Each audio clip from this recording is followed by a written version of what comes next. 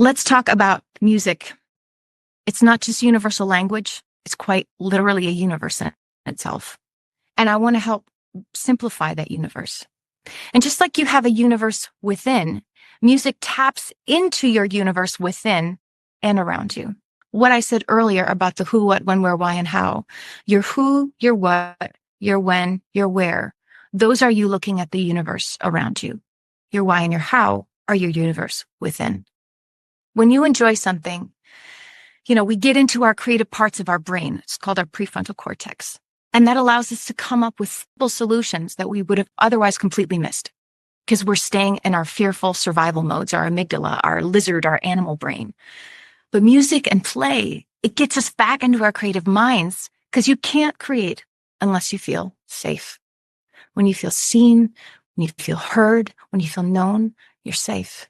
And when you feel safe, you move from survival to emotional, and then you enter into an executive state of functioning.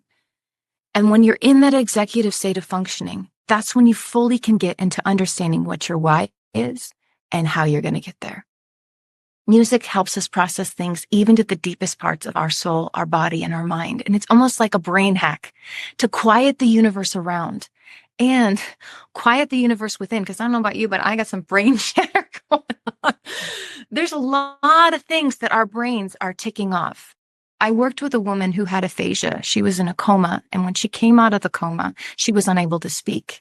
But part of what happened in her mind, in the left linear side of her brain, was she almost like went into this nirvana state because she was totally creative in her right side of her brain because the left side had so much damage. We used music as a catalyst for healing to get her to speak again, and specifically songwriting. And that's how I know that songwriting is powerful.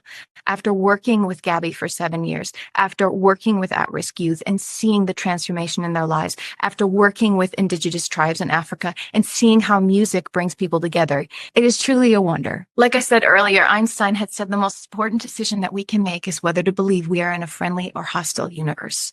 So right now, I want to have you ask yourself the question, do I believe in a friendly universe?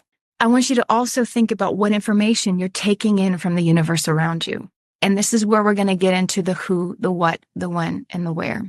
So I want you to just take a few moments and really start to look at your surroundings. Really start to think about even where you're at right now, whether it's in your room, the lighting, the surroundings that you feel, whether you feel there's chaos, whether you feel there's order. And if you have a journal, you can write this down. If you want to put it in your notes, I want you to just take a few moments to think about your who, your what, your when, and your where. Just take in what's around you.